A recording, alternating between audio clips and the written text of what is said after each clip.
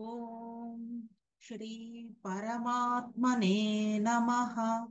अथ श्रीमद्भगवद्गीता अथ द्वितीयोऽध्यायः सांख्ययोगः। सञ्जय उवाच तन्तथा कृपयाविष्टम् अश्रुपूर्णाकुलेक्षणम् विषीदन्तमिदौ वाक्यम् उवाच मधुसूदनः।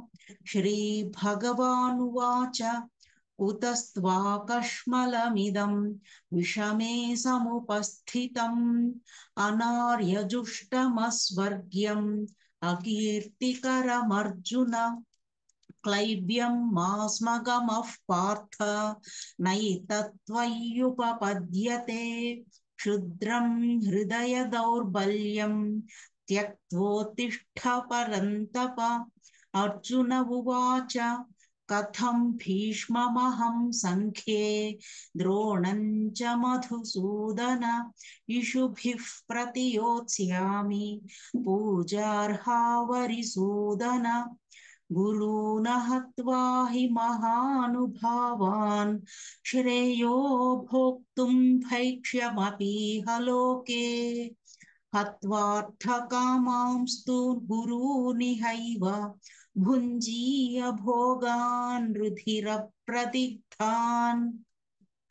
न चैतद्विद्मः कतरन्नो गरीयः यद्वा जयेम यदि वा नो जयेयुः। यानेव हत्वा न जिजीविषामः तेव स्थिताः प्रमुखे धार्तराष्ट्राः। कार्पण्यदोषोपहतः स्वभावः पृच्छामि त्वां धर्मसम्मूढचेताः।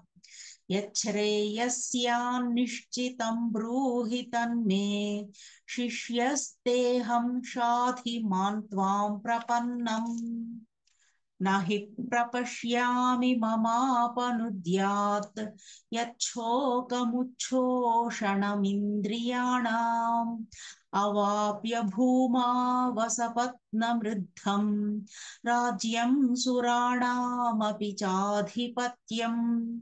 सञ्जय उवाच एवमुक्त्वा हृषीकेशं गुडाकेशः परन्तप न योत्स्य इति गोविन्दम् उक्त्वा तूष्णीं बभूवः। तमुवाच हृषीकेशः प्रहसन्निव भारत सेनयोरुभयोर्मध्ये विषीदन्तमिदौ वचः। श्रीभगवानुवाच अशोच्यानन्वशोचस्त्वं प्रज्ञावादांश्च भाषसे गतासून गतासूंश्च नानुशोचन्ति पण्डिताः। न त्वेवाहं जातु नासं न त्वन्नेमे जनाधिपाः न चैव न भविष्यामः सर्वे वयमतः परम्। देहिनोऽस्मिन् यथा देहे कौमारै यौवनञ्जरा तथा देहान्तरप्राप्तिः धीरस्तत्र न मुह्यति। मात्रा स्पर्शास्तु कौन्तेय शीतोष्णसुखदुःखदाः आगमापायिनो नित्याः तां तितिक्षस्व भारत। यं हि नौ व्यथयन्त्येते पुरुषं पुरुषर्षभ समदुःखसुखं धीरं सोऽमृतत्वाय कल्पते। नासतो विद्यते भावः नाभावो विद्यते सतः उभयोरपि दृष्टोऽन्तः त्वनयोस्तत्त्वदर्शिभिः। अविनाशि तु तद्विद्धि येन सर्वमिदं ततं विनाशमव्ययस्यास्य न कश्चित् कर्तुमर्हति। अन्तवन्त इमे देहाः नित्यस्योक्ताः शरीरिणः अनाशिनो प्रमेयस्य तस्माद्युध्यस्व भारत ययेनौ वेत्ति हन्तारम् यश्चैनं मन्यते हतम् उभौ तौ न विजानीतः नायं हन्ति न हन्यते न जायते म्रियते वा कदाचित् नायं भूत्वा भविता वा न भूयः अजो नित्यः शाश्वतोऽयं पुराणः न हन्यते हन्यमाने शरीरे वेदा विनाशिनन्नित्यं ययेनमजमव्ययम् कथं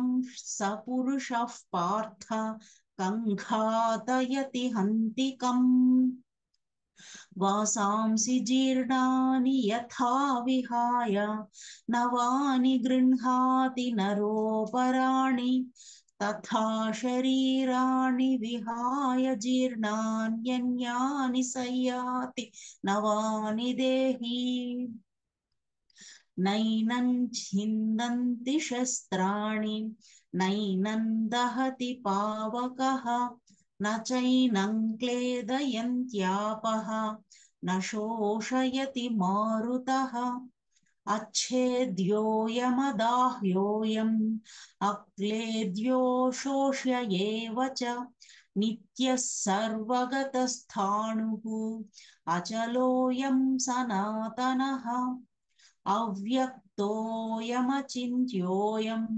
अविकार्योऽयमुच्यते तस्मादेवौ विदित्वैनं नानुशोचितुमर्हसि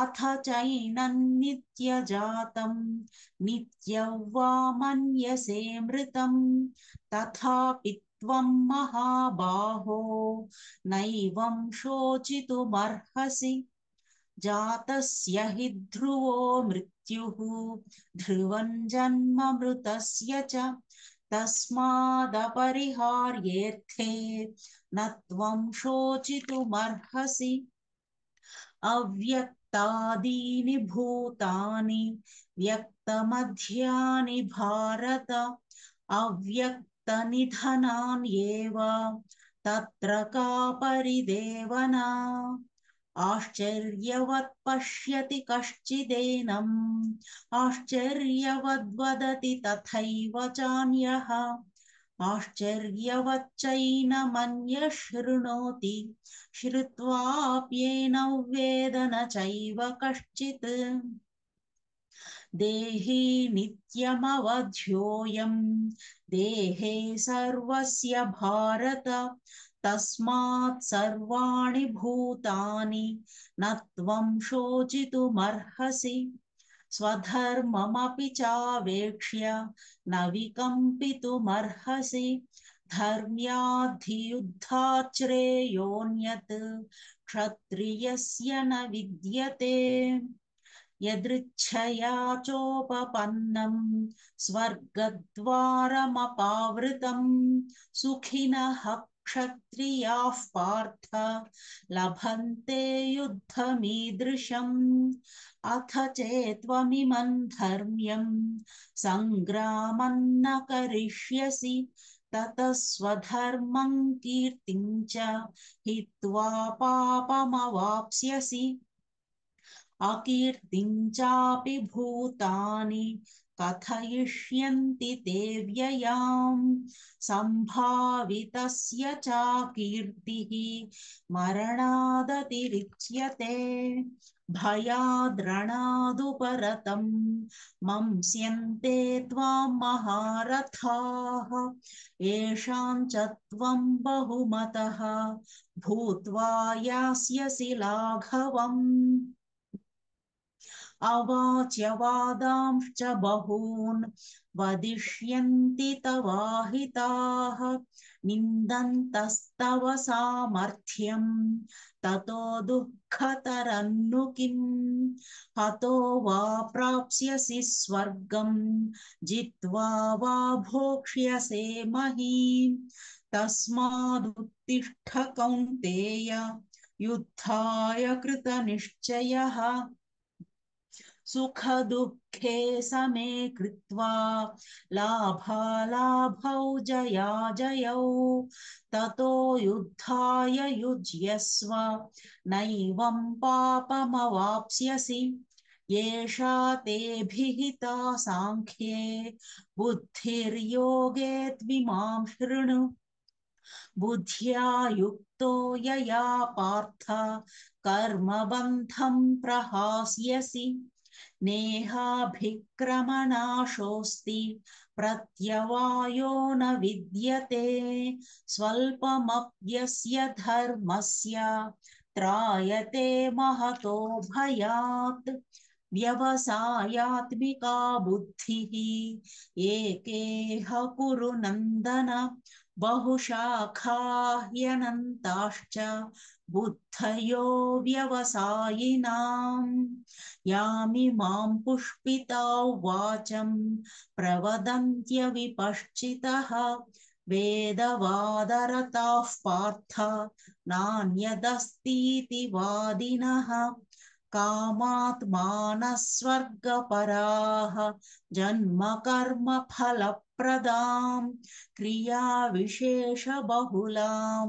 भोगैश्वर्यगतिं प्रति भोगैश्वर्यप्रसक्तानां तयापहृतचेतसां व्यवसायात्मिका बुद्धिः समाधौ न विधीयते त्रैगुण्यविषया वेदाः निस्त्रैगुण्यो भवार्जुन निर्द्वन्द्वो नित्यस्त्वस्थः निर्योगक्षेम आत्मवान् निर्द्वन्द्वो नित्यसत्त्वस्थः निर्योगक्षेम आत्मवान् यावानर्थ उदपाने सर्वतः सम्प्लुतोदके तावान् सर्वेषु वेदेषु ब्राह्मण्यस्य विजानतः कर्मण्येवाधिकारस्ते मा फलेषु कदाचन मा कर्मफलहेतुर्भूः मा ते सङ्गोऽस्त्वकर्मणि योगस्थः कुरु कर्माणि सङ्गं त्यक्त्वा धनञ्जय सिद्ध्यसिद्ध्योः समो भूत्वा समत्वयोग उच्यते दूरेण ह्यवरं कर्म बुद्धियोगात् धनञ्जय बुद्धौ शरणमन्विच्छ कृपणाः फलहेतवः बुद्धियुक्तो जहातीह उभे सुकृतदुष्कृते तस्माद् योगाय युज्यस्व योगः कर्मसु कौशलम् कर्मजं बुद्धियुक्ता हि फलं त्यक्त्वा मनीषिणः जन्मबन्धविनिर्मुक्ताः पदं गच्छन्त्यनामयम् यदा ते मोहकलिलं बुद्धिर्व्यतितरिष्यति तदा गन्तासि निर्वेदं श्रोतव्यस्य श्रुतस्य च श्रुतिविप्रतिपन्ना ते यदा स्थास्यति निश्चला समाधावचला बुद्धिः तदा योगमवाप्स्यसि अर्जुन उवाच स्थितप्रज्ञस्य का भाषा समाधिस्तस्य केशव स्थितधीः किं प्रभाषेत किमासीतौ व्रजेत किम्। श्रीभगवानुवाच प्रजहाति यदा कामान् सर्वान् पार्थमनोगतान् आत्मन्येवात्मना तुष्टः स्थितप्रज्ञस्तदोच्यते। दुःखेष्वनुद्विग्नमनाः सुखेषु विगतस्पृहः वीतरागभयक्रोधः स्थितधीर्मुनिरुच्यते। यः सर्वत्रानभिस्नेहः तत्तत्प्राप्य शुभाशुभम् नाभिनन्दति न द्वेष्टि तस्य प्रज्ञा प्रतिष्ठिता। यदा संहरते चायं कूर्मोऽङ्गानीव सर्वशः इन्द्रियाणीन्द्रियार्थेभ्यः तस्य प्रज्ञा प्रतिष्ठिता।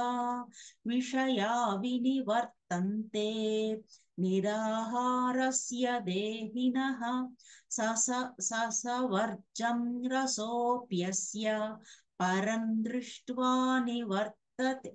रसवर्जं रसोऽप्यस्य परं दृष्ट्वा निवर्तते। यततो ह्यपि कौन्तेय पुरुषस्य विपश्चितः इन्द्रियाणि प्रमाथीनि हरन्ति प्रसभं मनः तानि सर्वाणि संयम्य युक्त आसीत मत्परः। वशे हि यस्येन्द्रियाणि तस्य प्रज्ञा प्रतिष्ठिता। ध्यायतो विषयान् पुंसः सङ्गस्तेषूपजायते। सङ्गात् सञ्जायते कामः कामात् क्रोधोऽभिजायते। क्रोधात् भवति सम्मोहः सम्मोहात् स्मृतिविभ्रमः स्मृतिभ्रंशात् बुद्धिनाशः बुद्धिनाशात् प्रणश्यति। रागद्वेषवियुक्तैस्तु विषयानिन्द्रियैश्चरन् आत्मवश्यैर्विधेयात्मा प्रसादमधिगच्छति। प्रसादे सर्वदुःखानां हानिरस्योपजायते। प्रसन्नचेतसो ह्याशु बुद्धिः पर्यवतिष्ठते। नास्ति बुद्धिरयुक्तस्य न चायुक्तस्य भावना न चाभावयतः शान्तिः अशान्तस्य कुतः सुखम्। इन्द्रियाणां हि चरतां यन्मनोनुविधीयते तदस्य हरति प्रज्ञां वायुर्नावमिवाम्भसि। तस्माद्यस्य महाबाहो निगृहीतानि सर्वशः इन्द्रियाणीन्द्रियार्थेभ्यः तस्य प्रज्ञा प्रतिष्ठिता। या निशा सर्वभूतानां तस्यां जागर्ति संयमी। यस्यां जाग्रति भूतानि सा निशा पश्यतो मुनेः। आपूर्यमाणमचलप्रतिष्ठं समुद्रमापः प्रविशन्ति यद्वत् तद्वत् कामायं प्रविशन्ति सर्वे स शान्तिमाप्नोति न कामकामी। विहाय कामान् यः सर्वान् पुमांश्चरति निःस्पृहः निर्ममो निरहङ्कारः स शान्तिमधिगच्छति। येषा ब्राह्मी स्थितिः पार्थ नैनां प्राप्य विमुह्यति। स्थित्वा स्यामन्तकालेऽपि ब्रह्मनिर्वाणमृच्छति। ॐ तत्सदिति श्रीमद्भगवद्गीतासु उपनिषत्सु ब्रह्मविद्यायां योगशास्त्रे श्रीकृष्णार्जुनसंवादे साङ्ख्ययोगो नाम द्वितीयोऽध्यायः। सर्वधर्मान् परित्यज्य मामेकं शरणं व्रज, अहं त्वा सर्वपापेभ्यः मोक्षयिष्यामि मा शुचः।